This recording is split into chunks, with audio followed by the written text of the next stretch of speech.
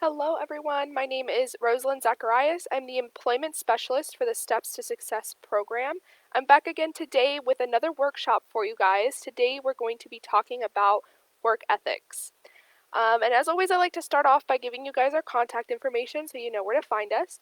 You can find us at www.lssjax.org. That's our location information. And if you have any questions about our program or if you're interested in joining our program, we offer completely free services. You can call us at 904-730-8254. All right, let's get started. So the first thing we're going to talk about is what is work ethic. So according to Indeed.com, work ethic is an attitude of determination and dedication towards one's job. So it's being able to having a strong work ethic implies that you believe that in the importance of your job and you place a high value in professional success. And this is definitely something that employers and recruiters are looking for in the employees that they are hiring. They really like their employees to have a strong work ethic. So a quick overview, we're going to go over today some of the top work ethic skills. So these are the things that you can develop and that you can work on in order to have a strong work ethic. We'll go over attendance, appearance, teamwork, attitude and character, productivity, organizational skills, communication, and respect. So to start off, we're going to be talking about attendance. Now this is a huge one that is a really great one to talk about. So what happens when you have poor attendance in work? So when you don't show up to your shifts, you're not there. What happens at the workplace? It really decreases productivity because your supervisors are scrambling to try to find somebody to fill your role. It creates more work for others overall because people are having to fill in your blanks, or supervisors again scrambling to try to find somebody to come in, and it makes you look unreliable. So we really want to make sure that we're showing up to our shifts, that we're avoiding absences as much as we can, and that we're being punctual as well. And that goes hand in hand with attendance. It's making sure that you're arriving to your shifts on time. You can even arrive 5 minutes early. I know a lot of positions, a lot of jobs where you can clock in up to 5 minutes early. I would double check with your organization or the place that you work in, but I have seen that in a lot of places. And also just make sure you're at your workstation when your shift starts. So be where you're supposed to be when you need to. Can also help with attendance, make you look more reliable, and really help with that work ethic. Next, we're going to be talking about appearance. So your appearance is going to be a direct reflection of the company and organization that you work for. So we really want to make sure that our appearance is to par with the company and organization that we're working with. So we're going to make sure we're looking at our company dress code. If you're not aware of the company dress code, just always ask. You can ask your supervisor what is the company dress code. You can always ask when after the interview process if you just got hired. Make sure you're asking before your first day, what is the dress code? What should I be wearing? Just so to make sure that you have an understanding of what the dress code is, so that you can keep up with that. And just keep in mind personal hygiene. This is an important one.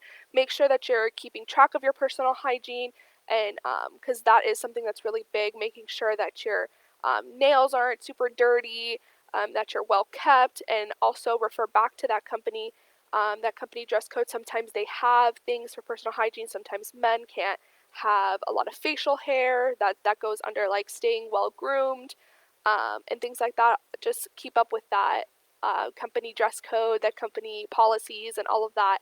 If you have any questions about that, you can always ask your company and organization. So appearance is also very big in terms of work ethic. It really shows that you have, when you stay well dressed, and according to the company dress code, they have an understanding that you do place a high value in your job. You want to make sure that you're looking good and right for your position. Next, we're going to be talking about teamwork. So this is a great one too, because a lot of the times we're working with other people. A lot of, even if your job is majority by yourself, you do end up interacting with people at some point. So it's important to show that cooperation, to have an understanding that you are a part of a bigger team, that you're one part of a whole company. So having an understanding where you stand in a company, who you are, and that you're a part of that company, all goes within that teamwork and goes for having a strong work ethic. So having, with teamwork, having the willingness to build relationships and work together. Um, Again, a lot of jobs, you're in contact with people, you're working together in a team. So having that willingness to build relationships with the people that you're working with is really big. The ability to step up and be a leader. Having that flexibility, knowing when you need to step up, is a really great sign that you're good at teamwork, that you have a strong work ethic, is being able to know when you need to step up, and also knowing when to compromise when necessary. So these are all things under teamwork. Again, this is a great skill to have and to develop in order to have a really good, strong work ethic. Next, we're going to be talking about attitude and character. So we want to make sure that we're being positive and enthusiastic, that we're being honest, being dependable, and by dependable we mean making sure that we're getting our work done. So if we're getting assigned work, make sure that we're getting that work done, that we value getting that work done. And we're going to make sure we're being loyal. We're going to speak positively about the company.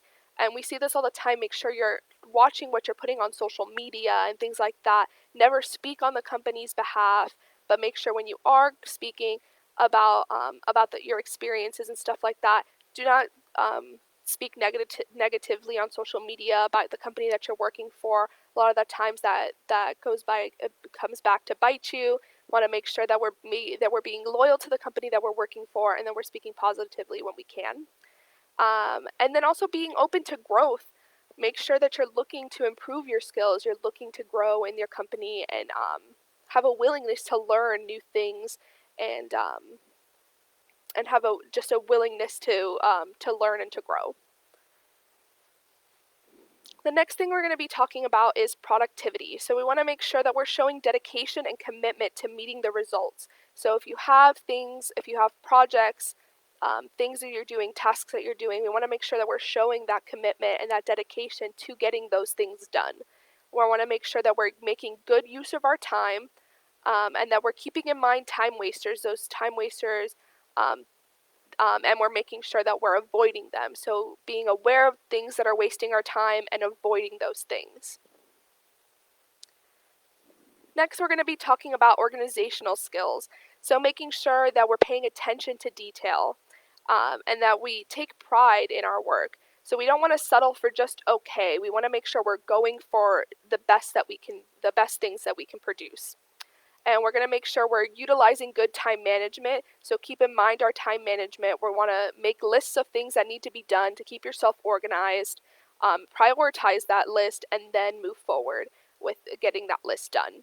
And we want to make sure that we're keeping our workspace relatively clean. This will really help in the long run with your organization. If your workspace is nice and organized, you know where everything is. It'll help to keep you organized.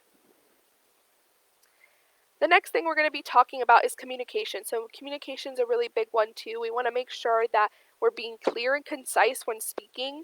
So just keep that in mind. Keep that in mind when you're thinking about communicating with others.